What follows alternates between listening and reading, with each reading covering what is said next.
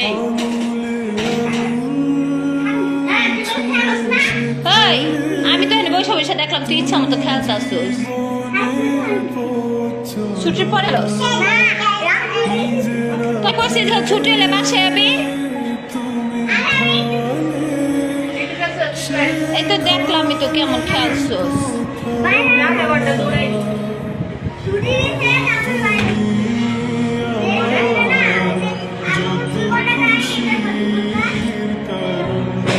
এই তোর আব্বু তো কালকে আইতাছে।